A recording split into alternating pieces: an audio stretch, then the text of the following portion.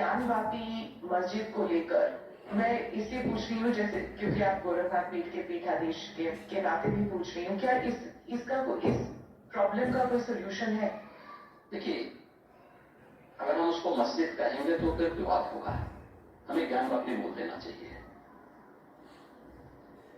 वो ज्ञानवापी है और मान्य न्यायालय में गया, मान्य न्यायालय स्वयं देख लें, अगर वहां साक्ष्य हैं, भौतिक साक्ष्य हैं, शास्त्रीय प्रमाण होंगे, अन्य पुरातात्विक प्रमाण भी होंगे, तो स्वाभाविक रूप से इस पर निर्णय होना चाहिए। और मैं अपील करूंगा मुस्लिम समाज से भी, देखिए, हमें आज विकास के बारे में चर्चा करनी चाहिए। पाकिस्तान की दुर्गति और उसकी दलिद्रता की छीना झपटी आप देख रहे होंगे, क्या आप दुर्गति प्राप्त कर रहे हैं। दूसरों को कांटा बोलने वाला व्यक्ति कभी उसके ऊपर पुष्प की वर्षा नहीं होती है, उन कांटों से उसको उसके शरीर भी छलनी छलनी होते हैं। आज जो पाकिस्तान में हो रहा है उसके कर्मों का फल है। आज जो भूखमरी का शिकार पाकिस्तान बना हुआ है, यह अपने कर्मों का फल भोग रहा है। इसलिए पुरानी गलतियों की पुनरावृत्ति न होने दें। बहुत शांतिपूर्ण तरीके से उपलब्ध साक्ष्य जो इस बात को प्रमाणित करते हैं। मुझे लगता है कि भगवान ने जिसको दृष्टि दी है वो देखे ना, त्रिशूल मस्जिद के अंदर क्या कर रहा है। हमने तो नहीं रखे ना, वहां तो सुरक्षा है, सेंट्रल फोर्सेज है, उनकी मुतवल्ली है, ताला चाबी उनके पास रहती है। त्रिशूल कैसे वहां बने हुए हैं? ज्योतिर्लिंग है, देव प्रतिमाएं हैं, पूरी दीवारें चिल्ला चिल्ला के क्या कह रही हैं। और उसके बाद भी हम जानबूझ करके, देखिए, एक होता है कि जन्म से दिखाई नहीं देता है, हम मान सकते हैं कि दिव्यांग है, जन्मांध है, जो दृष्टिबाधित है उसको दिशा दिखाई जा सकती है, लेकिन जो ढोंग कर रहा है उसको कोई दिखा नहीं सकता है। आप ढोंगी किसे कह रहे हैं? मैं इसीलिए कह रहा हूं ना, जो उन प्रमाणों को नकार रहा है, उन प्रमाणों के बाद भी ये कहता है कि नहीं साहब, तो जबरदस्ती वाली बात करते हैं। देखिए, आप इतिहास में तोड़ मरोड़ कर सकते हैं,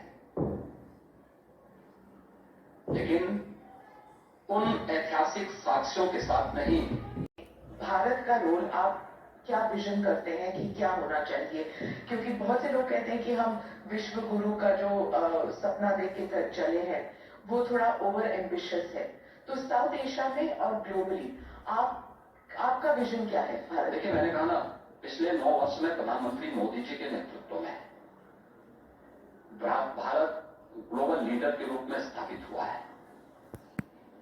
कोई संदेह नहीं कि प्रधानमंत्री मोदी जी के नेतृत्व में अगले 3 वर्षों के अंदर भारत दुनिया की तीसरी बड़ी अर्थव्यवस्था के रूप में स्थापित न हो जाए, जरूर होगा।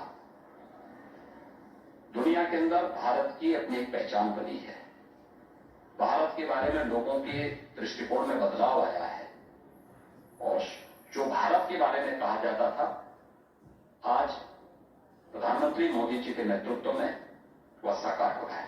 एक विधायक ने कहा था कि जो नारा चल रहा है कि भारत में रहना होगा तो वंदे मातरम कहना होगा, और उनके मजहब में ये उन्हें परमिशन नहीं देता कि आप खुदा के अलावा किसी और के बारे में आप सिर झुकाएं किसी और के सामने। देखिए, देश संविधान से चलेगा, मत और मजहब से नहीं।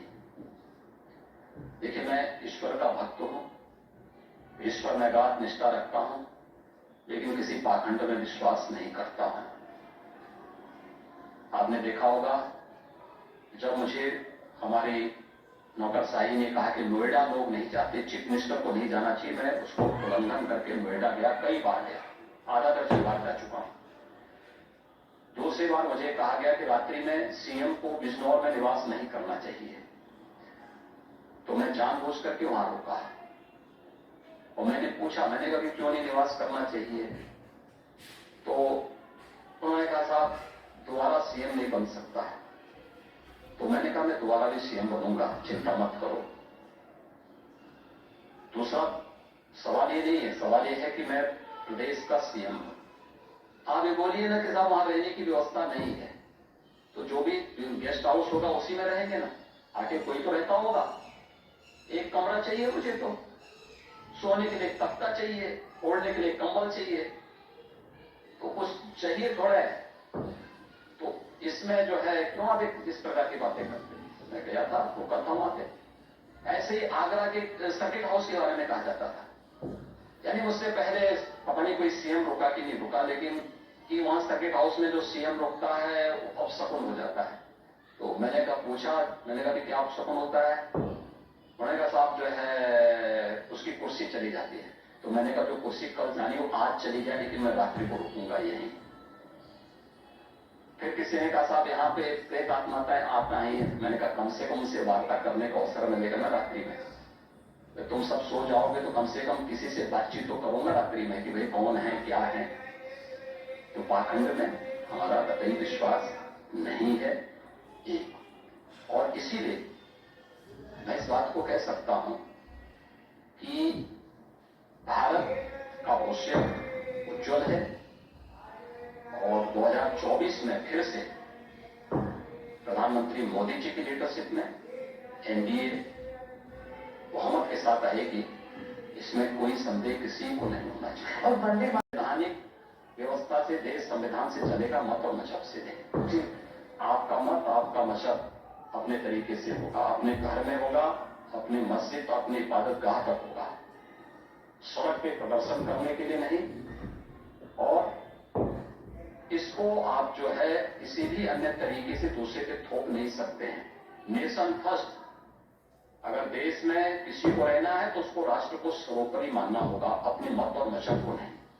और मत और मजहब सेकेंडरी प्रश्न है, नेशन फर्स्ट है।